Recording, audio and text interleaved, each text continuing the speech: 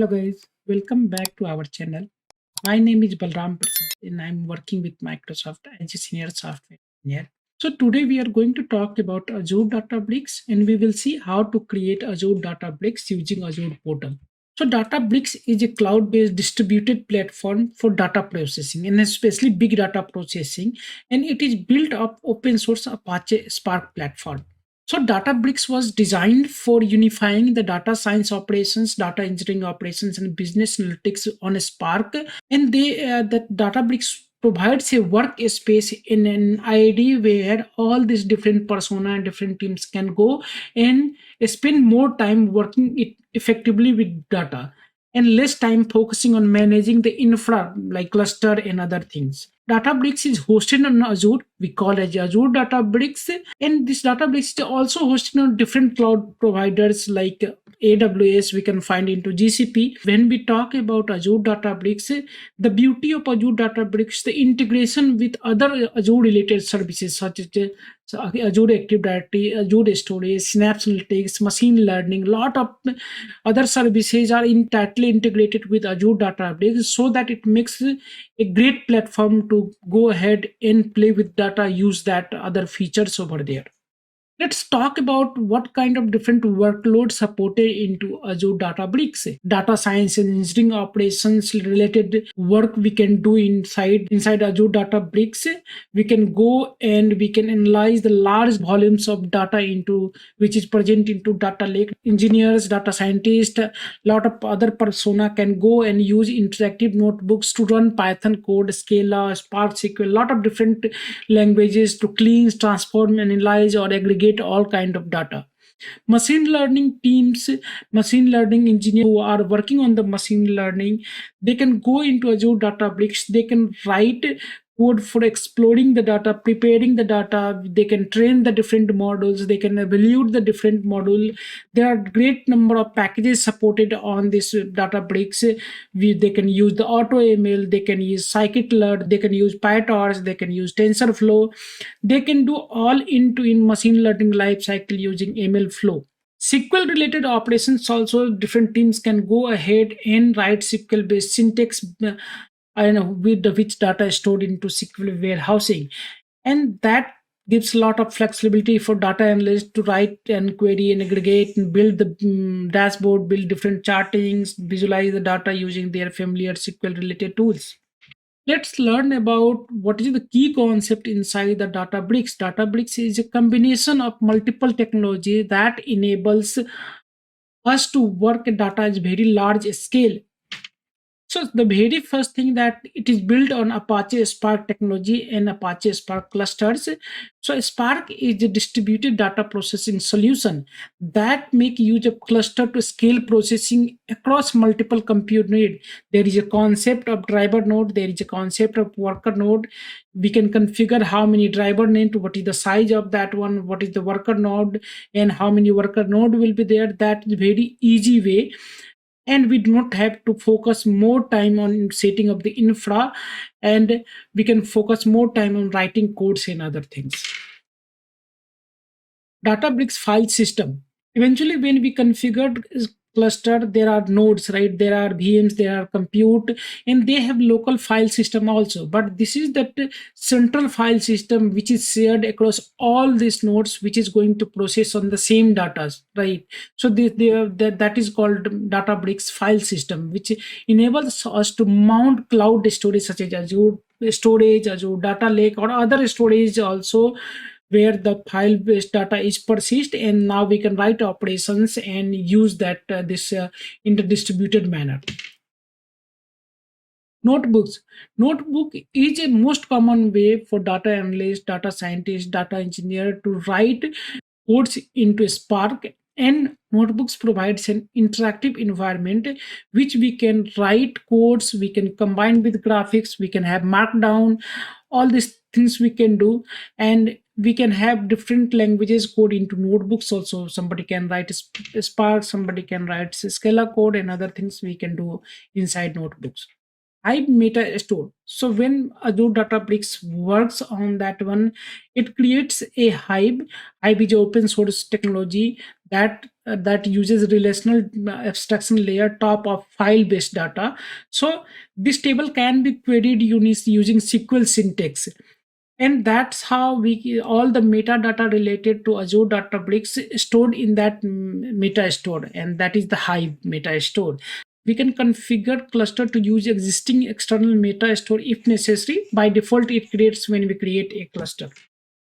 Delta Lake is a great feature built for relational table schema structurable file which is stored into data lake, and that supports SQL related semantics commonly found in relational database systems. Data lake capabilities are transactional logging, data type constraint, ability to incorporate streaming data into relational table.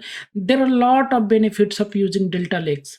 And when we talk about big data, we generally talk about file-based data, Parquet data, Avro data. Now this is the new format where we write the data into Delta format. SQL warehouse are relational compute resources with endpoints that enables a lot of client application to connect to Azure Databricks. If you have Power BI, you want to connect with Azure Databricks and build some of the reporting, dashboard, and other things, you can use this feature and do that one also. So let's go to Azure portal. Let's create a Databricks workspace. Let's create a Spark cluster, and let's create a notebook with very basic code. So for this, we are in Azure portal and we are into our subscription and resource group. Let me create a Azure Databricks. And this we can see the details about fast, it's easy and collaborative Apache Spark based analytic platform. So this we can see here. Let me click on create button. Let me put a name of workspace, and we can select the region. We can select pricing tier. Pricing tier is a standard, trial, and a premium. I will go with a standard. We can give the settings for networking that it can be deployed with secure cluster connectivity or it can be deployed into a secure VNet. But right now we will go with default option. And let me go ahead and review and create this Azure Databricks workspace. It will take few minutes to create this workspace. Let's wait for that. Our Databricks workspace resource has been created. Let's go to that resource. And you can find this button, launch workspace. Let's click on launch workspace. It will take us to Databricks workspace. That is a different UI, and that is great UI, that platform where we can do a lot of different operations. So now we are into Databricks workspace UI, and this is home page for Databricks workspace where different things are present. We can create a notebook, we can upload the data, we can use auto email, we can transform the data using delta live tables, we can have start tutorials, a lot of different things. We can explore the notebook gallery. We will see a little bit slowly for that one. Let's go ahead and first creating the cluster. So let's create on cluster. Let's create on compute. And here we can have multi-node cluster, single node cluster also. When we select the multi-node, then we can give the details how many worker nodes will be there, minimum and maximum, what is the worker node type, what is the driver type will be there. All this we can provide. If we select the single node, then we do not have to provide all the details. It is for single user for doing some testing and writing some code. So let me go ahead and give the details for this one. And for node type, it will be a standard DS3v2. So let me go ahead and create cluster. It will take few minutes to create the cluster. We can see the spinning is happening. Right now it is finding instances for new node and acquiring more instances if required. Give a minute for that one. Till the time this cluster is running, we can see what different options we have. Right, we have workspaces where our ports and user related workspaces will be there, all the notebooks and other things. We can connect with the repo also. And in the data section, as we talked about, Hive meta store is there. We need to create the database and other things right now once we create the cluster. And compute section where our clusters are there, and then we can have different workflow to running our jobs and other things. So this our compute should be created in, yeah, now compute has been created. Let's import some data. So from where we can import, either we can import from Azure Blob Storage, Postgres, MySQL, or there are multiple options. So let's reload this one.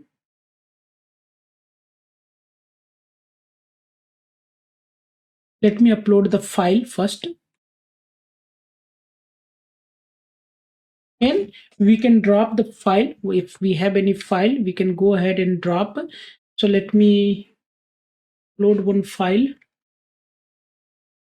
Let me create one notepad file and then I will do. So I just have this data for product. Let me save this data as a CSV in my local, and let me go ahead and save on, and let me go and browse this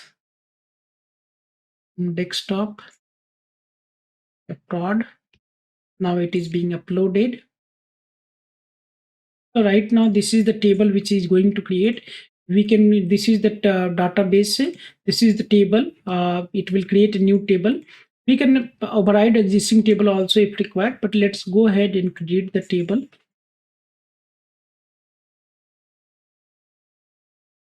So now we can see the table, right? We can see the sample data if we click it here, and we can see the details, and this is the history. And this table is created into delta format. So we can see all the details. Now let's create a new notebook, and that will be in terms of let's put the name as a test notebook. And default language we can have Python, SQL, Scala, and R, and which cluster it is associated. We can have right now only one cluster we have, so let's create that one. We can change later also that which cluster we want to connect. All the place we can change here, we can schedule and other things. Yes, because it is Python, we can write some Python code and try to see that what is happening. Let's see that print hello world, right? One of the command we can write display.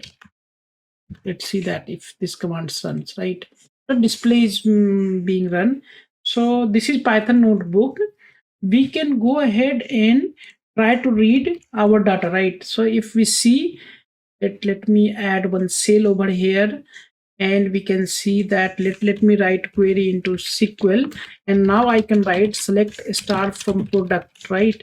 Because if I go into my default DB is, let me go and see that my default is that one, and table name is products, right? So let me see this one, and if I run this, then it will go and we can see that whatever data we have just stored. So this is how we can use SQL also for reading this one, right? If we want to read the data from, and we can now, if we have run this local cell has stored into SQL DF, and we can leverage that one also to read more. Like we can read this way also. If we go into read option, schema header path, if we have any path and other things, we can and we can see that.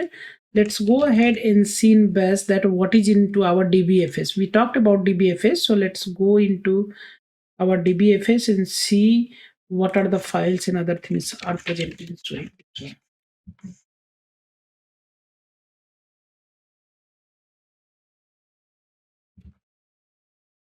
So this is our ABLF list command. We can run with DBFS. There are files. Let's go to Databricks, and there are different things we can run with this command. Then we can run in these details.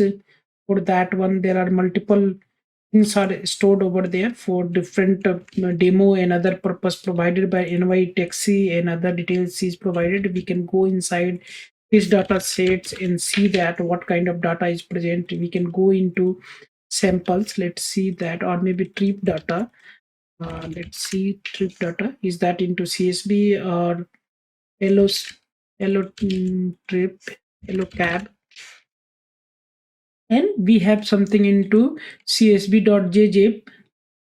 So there are data we can, that's how we can navigate into dbfs, and we can go with that command itself. So this is one of the things we can do. Now as we have data into our, one of the simple command we can run that, like this one, that select product name last name with all the SQL query related languages we can have. Let's try to run it with data frame if equals to, let's try to, this is, we are essentially saying spark.read.this table, and if we go and say the display df, we put the display command for df, we can see the data itself here. Now if we go and we can try to do something more into this one. So right now it is in tabular view. We can put from this the add into new dashboard and other things. We can have different visualization also. If we wanted to use visualization, we can have and put the group by what is the X column will be there. Let's put that X column will be category, and Y columns can be grouped by what is the group by we want to put that. We can, let's add a column, and let's put the column as product ID. Right, looks like this one. And what is we are trying to see, sum or count, and we can see a lot of different type of things over there using this visualization technique. So that's how we can do. Okay, so this is how visualization can be done. We can uh, connect to any in dashboard from here also. So this is how we can have notebook, we can have cluster, we can have write in any language, we can see the hive meta store. This is the few different concept which we are going to leverage inside another demos, and today I wanted to just show you this one. So let's continue watching our channel. We will come with another demos for this one. Thank you.